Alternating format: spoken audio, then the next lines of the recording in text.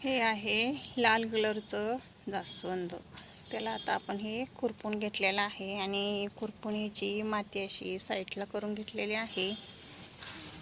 साईडला करून हे आपण कांद्याचे टलपर घेतलेले आहेत. हे असं झाडांना दिलं की फुलं आणि कळ्या छान अशा सुंदर येतात. त्याच्यामुळे आपण याला हे कांद्याचे सलपाट हे झाडाला द्यायचं, म्हणजे ह्याच्यापासून छान झाडांना खत मिळतो आणि फुलं आणि कळ्या लागण्यास मदत होते. आणि इथं बघा चिनी गुलाब किती सुंदर आले. याला पण आपण बटाट्याचे सालपट घातले होते झाडाला, त्याच्यामुळं बघा किती सुंदर हे झाड फुटलं आहे मोगऱ्याचं. आता कळ्या पण लागायला ह्याला चालू झाल्यात. बघा असं ऑर्गॅनिक खतं दिले की छान असं झाडांना कळ्या आणि फुलं येत राहतात. त्याच्यामुळं आपण असे ऑर्गॅनिक खतं द्यायचे झाडांना. तर असं एका साईडनी घातलेलं आहे आणि त्याच्यावरती माती अशी झाकून द्यायची, म्हणजे त्याचा खत तयार होतो.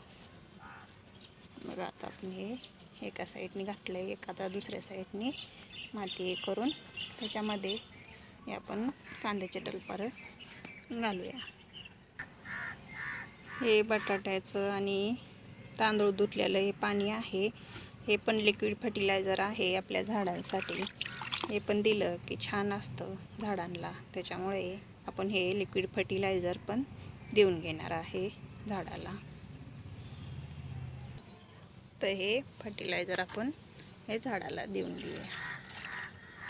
असे छान फर्टिलायझर आपण झाडांना देऊन घेतले की छान असे झाडांची ग्रोथ होते आणि त्याला फुलं आणि कळ्या लागायला मदत होते. आणि आहे दुसरं आपलं जास्वंदाचं झाड, त्याला पण आपण असेच खतं दिलेले आहेत. त्याच्यामुळं बघा किती सुंदर असं छान फुटलेलं आहे. सुंदर बघा,